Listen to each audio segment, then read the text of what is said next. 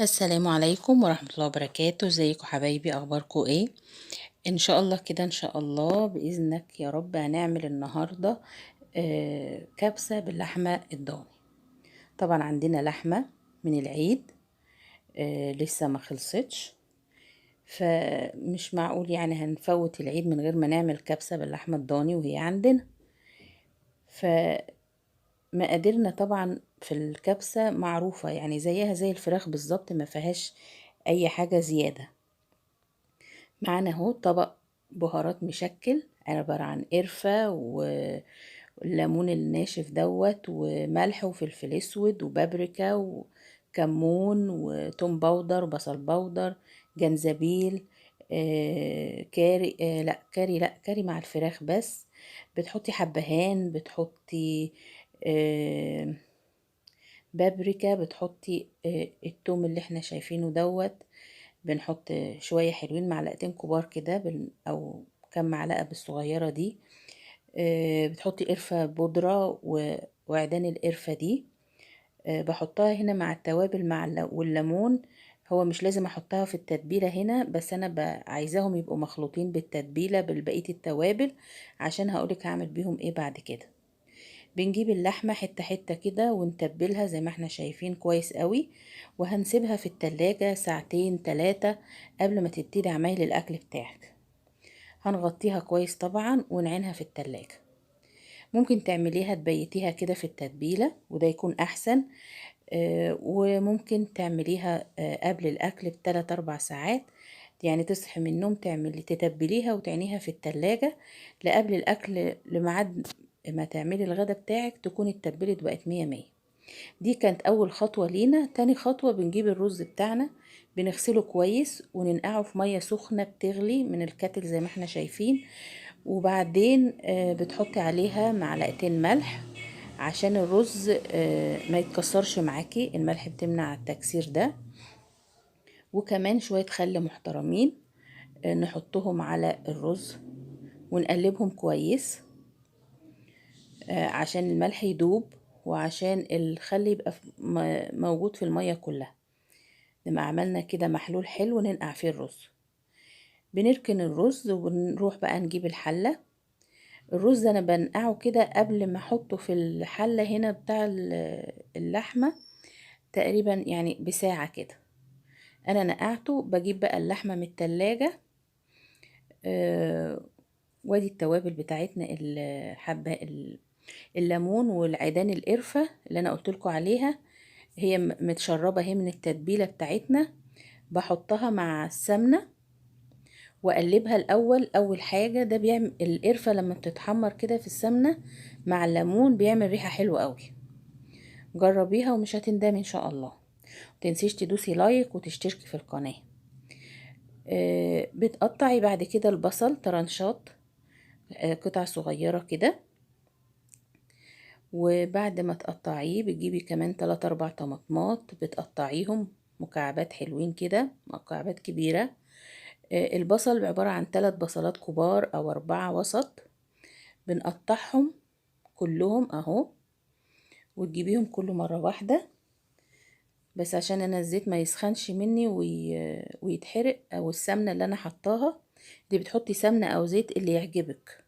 مش شرط يعني سمنة معينة، السمنة اللي تعجبك حطيها، الزيت اللي يعجبك حطيه على حسب ما انتي بتطبخي بايه. بعد كده بقلب البصل والطماطم كويس كده لغاية ما يعني يدبلوا سيكة كده، حاجة بسيطة، يجوا يدخلين على الدبلان قبل ما يدبلوا اصلا يعني. بتقومي ايه حاطة اللحمة رصاها، والتتبيلة اللي انت كنت ناقعة فيها اللحمة دي حطيها هي كمان. اوعي تنسيها او ترميها، لا دي تتحط هي رخرة. هي دي اللي اللحمة بتستوي فيها اصلا، لان احنا بنضغطها في الحلة الضغط. بنحط حاجة بسيطة قوي مية، وزيادة كمان التوم بيعمل طعم حلو قوي للكبسة. فشوية كده على وش اللحمة.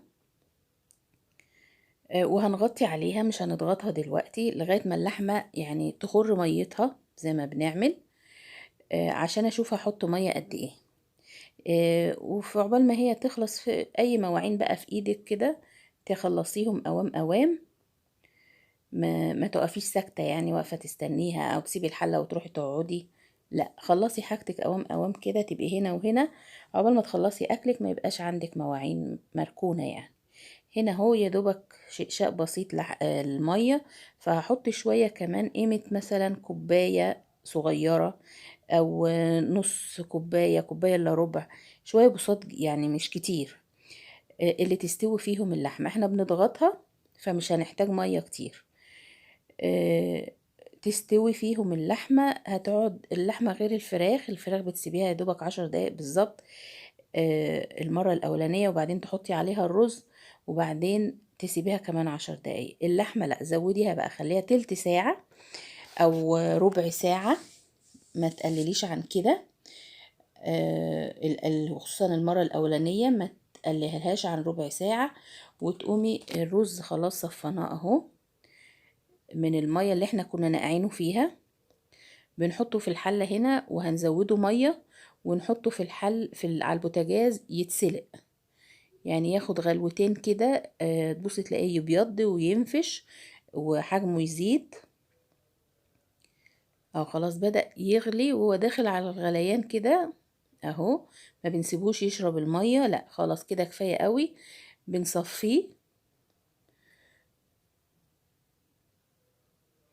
عقبال بقى ما الرز ياخد الغلوتين دول، بتكون ايه طفينا على اللحمة بتاعتنا،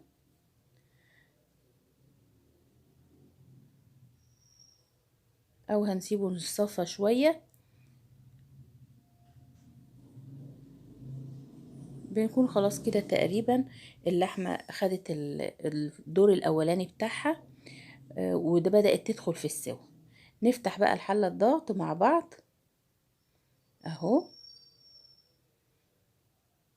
ونصيحة بقى، وانتي بتفتحي الحلة الضغط وفيها مية فيها سليق حاجة، وخصوصا لو مية، ما تفتحيهاش وهي فيها مية.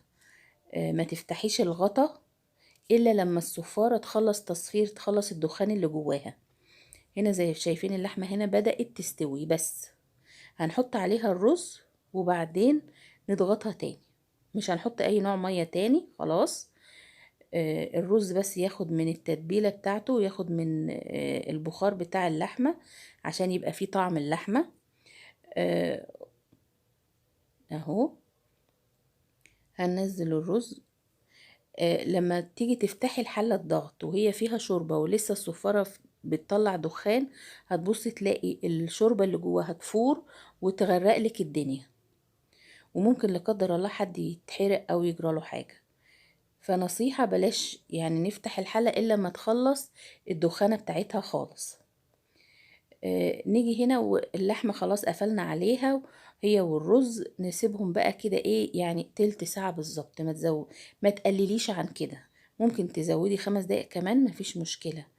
انما وخصوصا لو انت عارفة ان اللحمة بتاخد سوا، في نوع لحمة بياخد سوا، بس دي لحمة ضاني ما بتاخدش يعني، وانا مسوياها قبل كده في العيد فما خدتش مني سوا.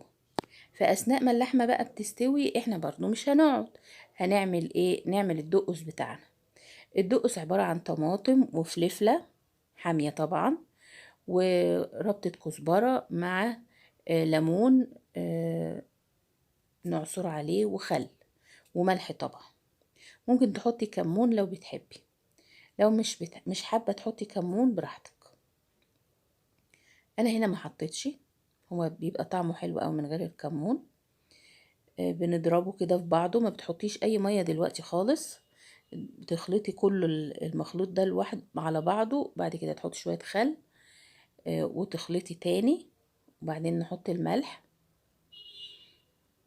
هنا اهو الملح بتاعنا، بنحط حاجه بسيطه بحاجه بسيطه لغايه ما تشوفي الحدق بتاعك عامل ازاي، لغايه ما توصلي للحدق اللي انت عاوزاه. دي شويه شطه عشان لو الفلفله بتاعتنا مش حاميه الشطه تحميها زياده، عشان انا ابني بيحبها حامية جدا. هو الدقس ده انا بعمله لولد واحد بس، انا عندي ولدين وبنت، واحد بس منهم هو اللي بيحبه، الباقيين مش بياكلوه قوي، يعني على حسب كيفهم.